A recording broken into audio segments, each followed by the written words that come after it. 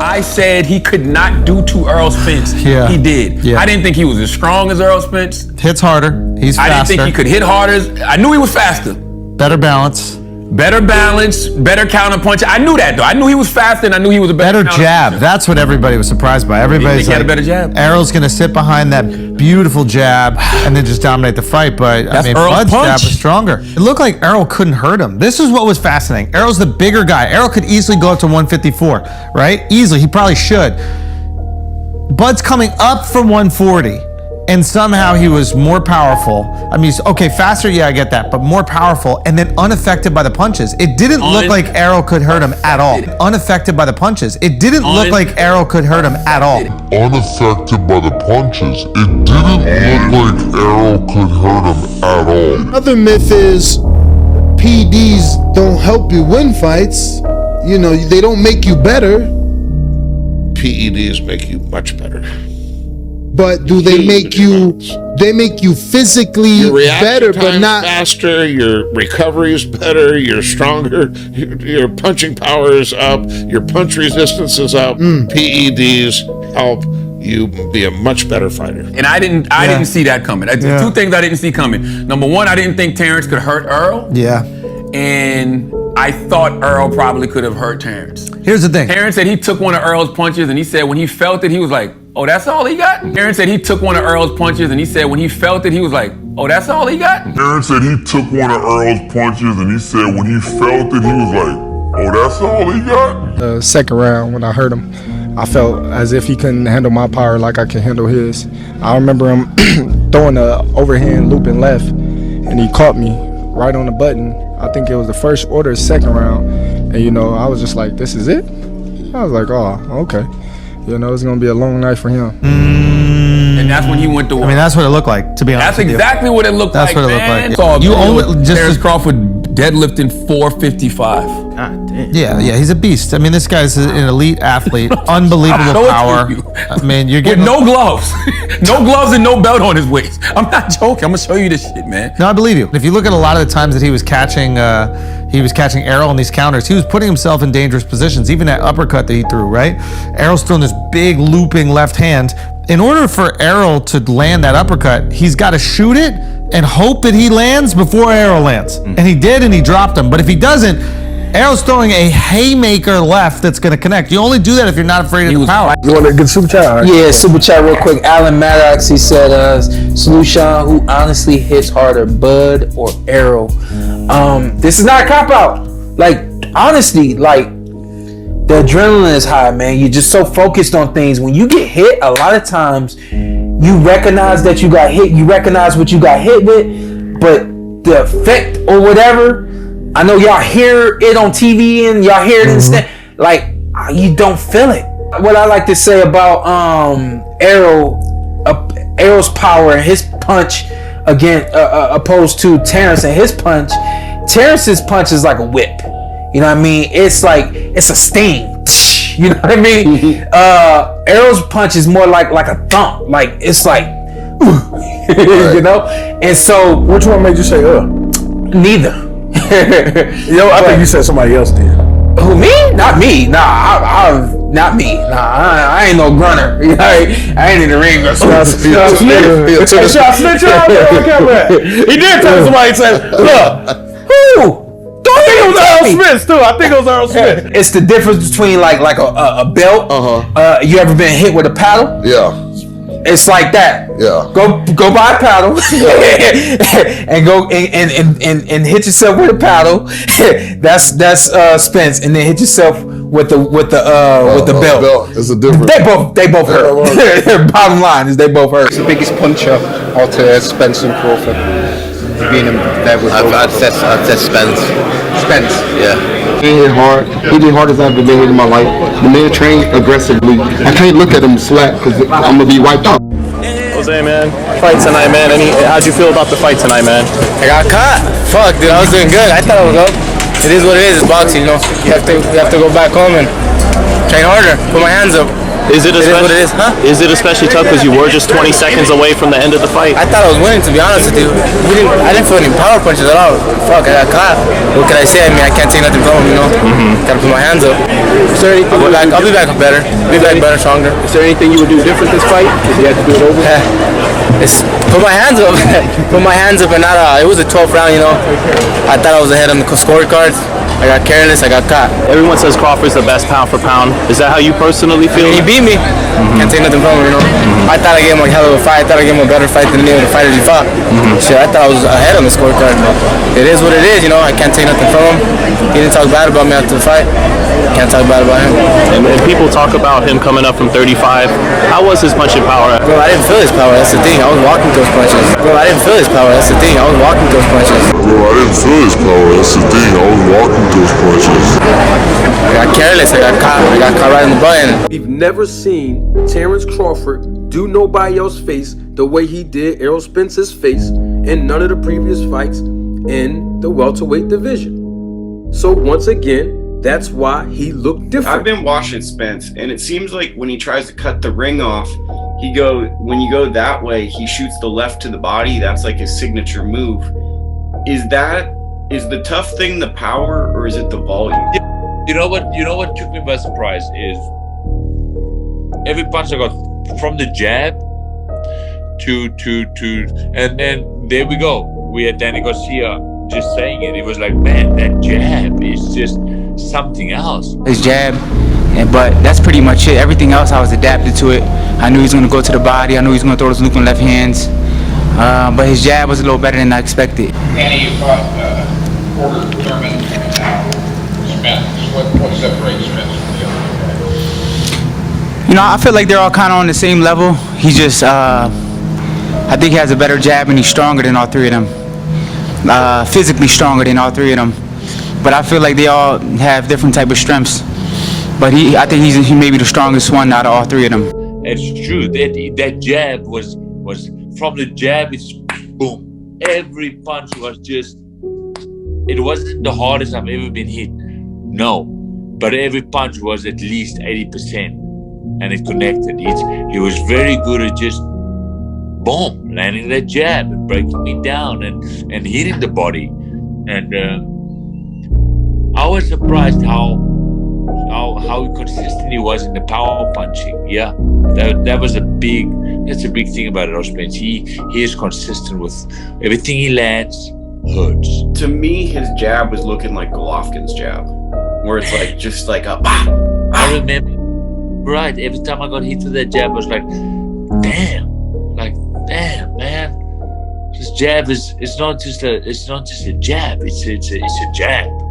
It's like you get nervous when you get hit with the jab. You know what makes Errol Spence so amazingly dangerous? He's consistent with power punches. His punches are 80%. Most of his punches are at 80%. So it's not like one devastating punch. It is power punch after power punch, from a jab to whatever. It's power, and that I was surprised because round 1, round 2, round 3, round 4, he caught me clean, and I wasn't buckled. My legs wasn't hurt. I wasn't dazed or anything. But I remember getting into, I think it was round 6. And the body punches, I took a hell of a lot of body punches. And I realized what it was doing. It was just draining me. Right. And I couldn't move. Eventually I couldn't move. I saw everything coming, but my legs were gone. And it's because he's consistent with the power punch. Precision. I remember I would throw a jab or whatever, and it would move away just enough so I can miss, and it would come back and counter me. The purpose of this video isn't about which fighter hits the hardest, or who has the most power. It's more so about the fighter's punch resistance, and the mere fact that fighters who fought both Errol or Terence, or just Spence's past opponents in particular, admitted that they felt Spence's power. However, Spence's power didn't seem to affect Crawford whatsoever, which makes this case extremely suspicious. So either Spence's past opponents told a bold-faced lie about Spence's power, or something in the Snac product is making Terence feel extremely invincible. They're extraordinary competitors. Stronger, faster, more powerful than anyone on Earth. And this man says he knows their secret. Illegal drugs that he supplied. I want it to be better. I wanted to be faster. I wanted to be stronger. Exclusive tonight. Scandals. Not cheating if everyone's doing it. He says most athletes want to win games, win gold at any cost. His name is Victor Conte, and he says he supplied some of the biggest names in sports, from Olympic winners to football heroes. It seems for some world-class competitors, it's not how you play the game, it's only whether you win. This is where Victor Conte started out, playing bass for the famous Tower of Power funk band. The music wasn't making enough money. So, in the mid-80s, he bought into a booming new market, sports nutrition for athletes. His early work with athletes was completely legal and lucrative, and he started to attract a large number of professional athletes and bodybuilders, assessing their nutritional deficiencies and selling supplements that made him millions of dollars. But then Victor Conte met Olympic shot putter Greg Tafralis. He wasn't just using supplements, he was using steroids. It's awesome. It's a ballistic feeling. You're the most unbelievable athlete in the world. You believe it. You feel it. It's incredible, man. I mean, I was stronger than anybody in the world at the time. I'm just freaky strong.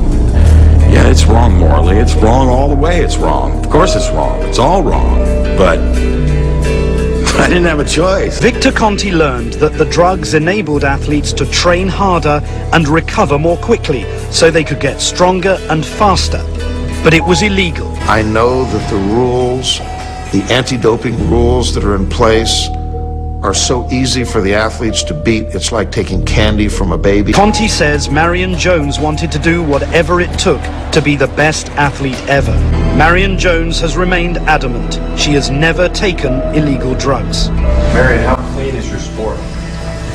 I know how clean this young lady is sitting right here, and that's 100%. I have to say that I watched the press conference, and knowing what I know, it was just absolutely amazing, the performance that she put on. I mean, it was an Academy Award-winning performance. I'm an athlete that has always been drug-free. I am right now, and I will always be. Undisputed junior lightweight champion Alicia Baumgardner has tested positive for 2 banned substances, mysterolone and methanolone, during a voluntary anti-doping test ahead of her unanimous decision victory over Christina Linardatu on July 15th. Now, Baumgardner has denied taking any illegal or banned substances, and an investigation is underway. What up, champ? No, I know you the one and only. But I want to give my fans and my supporters,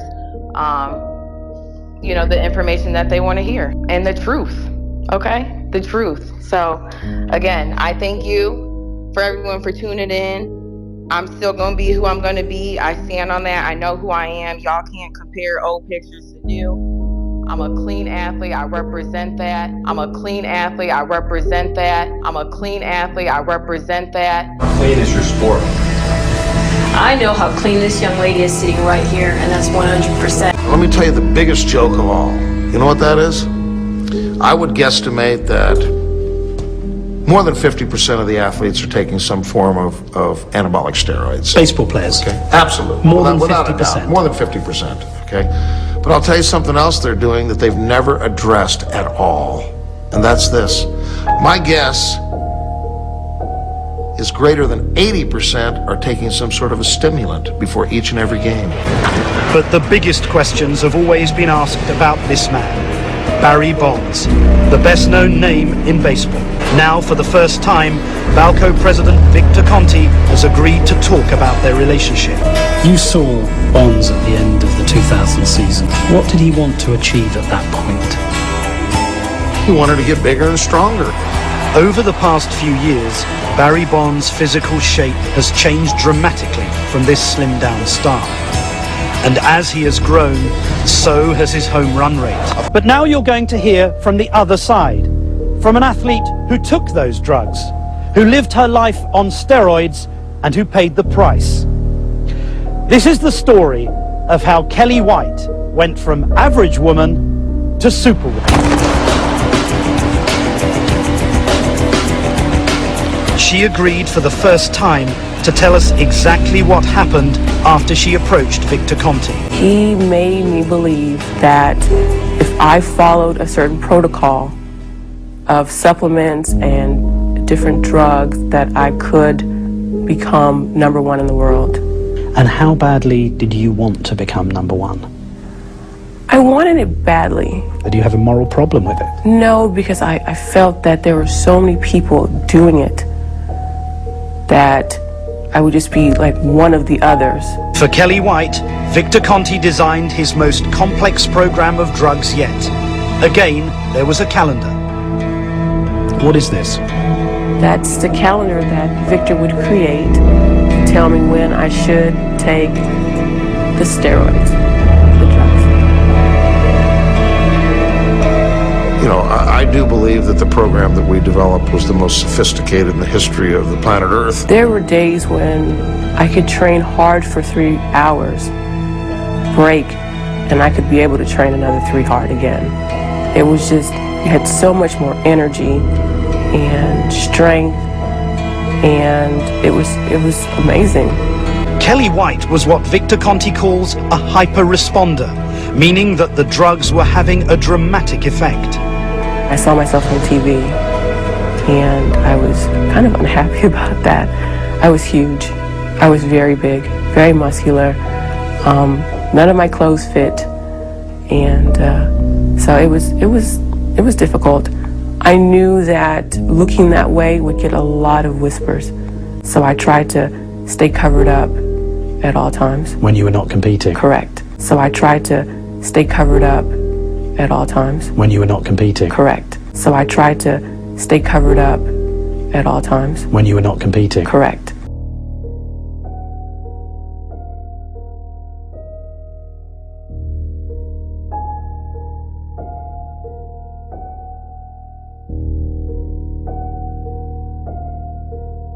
You really did that? You tried to hide? I did. Why did you hide? Because looking back now and looking at different people, it's an obvious sign that you're doing something. But the drugs were also causing serious side effects. The acne thing was bad.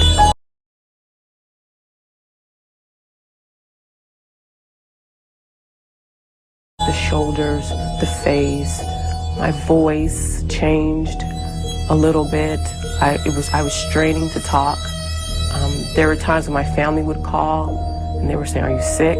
I'm like, "No, you know, I just have allergy problems." And I had a period every other week. By August 2003, Kelly White stood on the verge of glory. In 4 months, she'd leapt from also-ran to number one. She'd already won gold once at the World Championships. She was about to race for a historic double.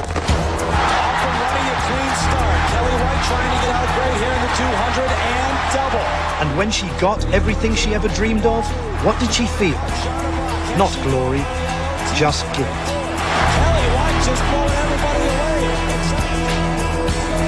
It got to be so easy that I was actually disappointed. And the guilt was too much then. It was too easy. It was just too easy.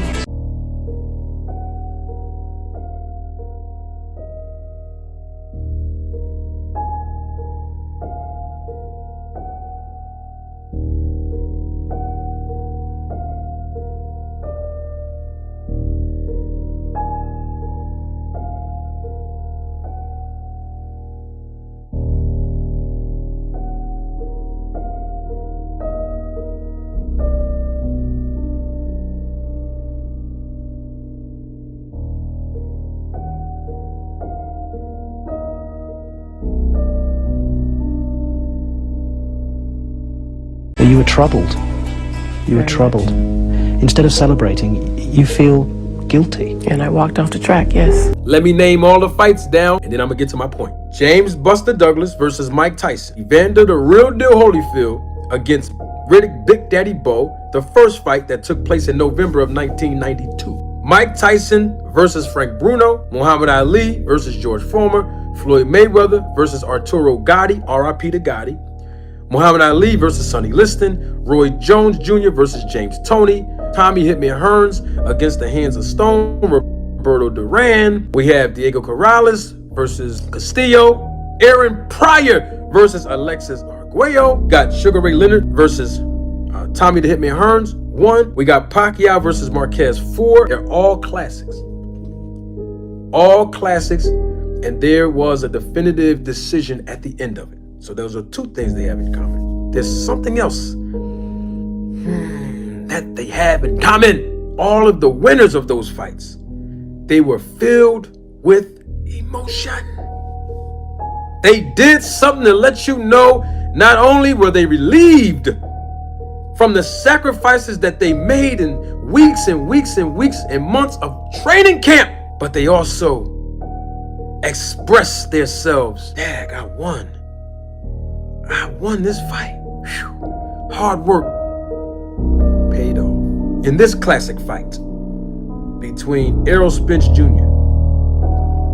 and Terence Bud Crawford, one of the things that shocked me at the fight, and I was there live, trying to understand why I didn't feel the excitement through Terence Bud Crawford. I'm talking about natural reactions, and that's something that I wanted to see, because it's a natural reaction. Terence Bud Crawford has not only just made history by being the first male undefeated and undisputed welterweight champion of the world in the 4-belt era in the sport of boxing, but he did it in such dominating fashion that should have intensified his excitement by the way that he dominated and won the fight by making history, and then also initially because he made history. And I did not see that excitement. It's sort of the same thing that Roy Jones Jr. faced.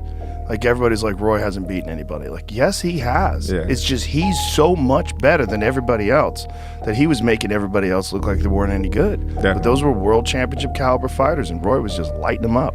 Right. And that sometimes when a fighter eclipses everyone else and reaches the pinnacle, that's the criticism they face until there's an undeniable moment, you know, and that was your undeniable moment. Like, everybody's got to shut the fuck up now. Yeah. and that's what, you know,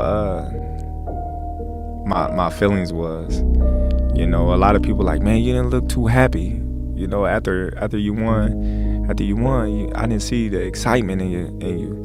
I was like, man, I was happy.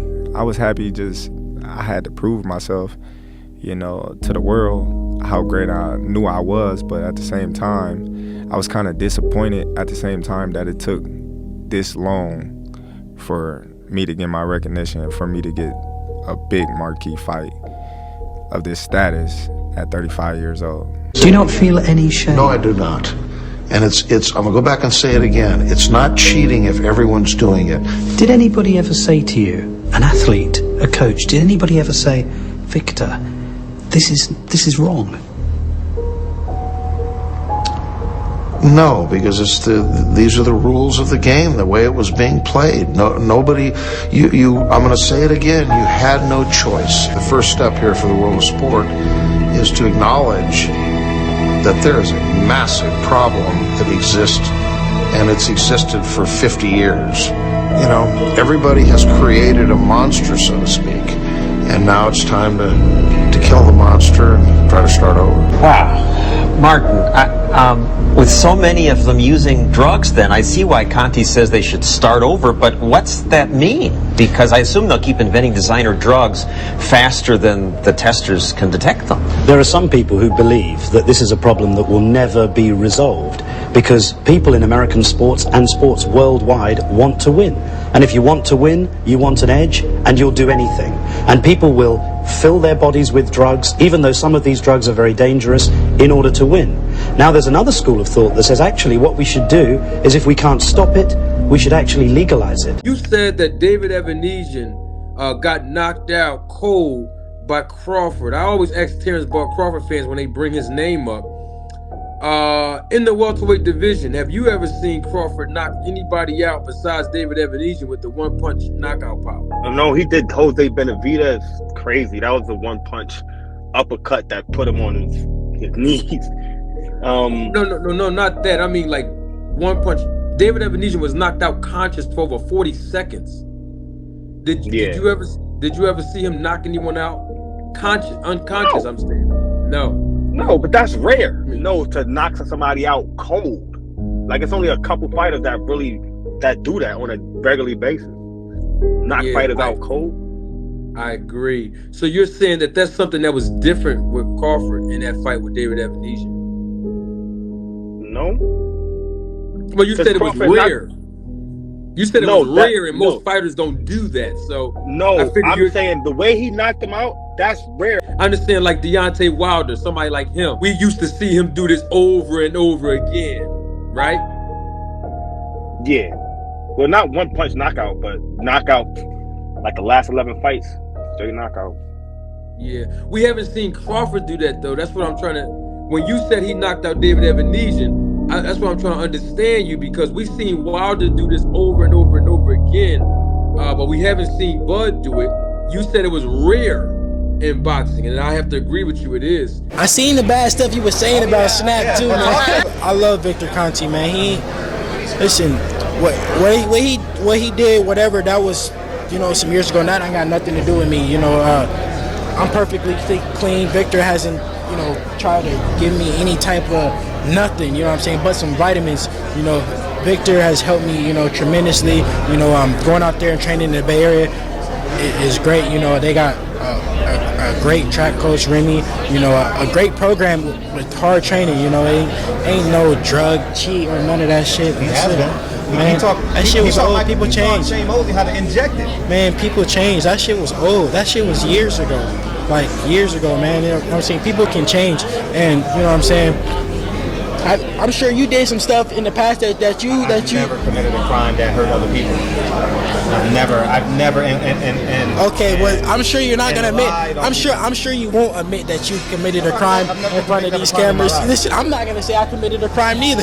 Listen, I haven't done nothing. Listen, everyone deserves a second chance. Everybody deserves a second chance. How is it that everybody around this nigga is dealing with steroids and he not dealing with it? And the people who they give steroid to is fighters, and he happened to be a fighter. Now, if Terence Crawford played the violin, if he roller skate, if he build houses and he was hanging around these guys, I would be like, hey, that nigga ain't dirty. I would give him the benefit of the doubt. But since Terence Crawford box and these guys give boxers steroids and he the only guy that box, it only makes sense to me, bro. It only makes sense to me. I'm gonna tell you like this. You ain't gotta ask. If you see a around a pimp, you know what it is. She's selling. And then 2 weeks later, a month later, you see that around another pimp. She's selling, you ain't gotta ask her. You already know what she doing. When you see him around one drug dealer that give out steroids, and then you go to another nigga that give out steroids, you know what time it is, bro. You ain't gotta ask these questions. So if you see me around two people that's known for selling drugs, that means I'm a drug dealer too? Nine times out of 10, nine times out of 10. Relationship with these people. I'm fun of these people. 9 times out of 10, we all have family members who, like I said, and we stand by them and be friends and we be around. But this is what I'm saying, bro. So that don't make you guilty about listen to this. Now, I'm gonna get you on that. If you dealing with a drug dealer, hanging with a drug dealer every day for 2 months straight, you selling some type of drugs, because you know why?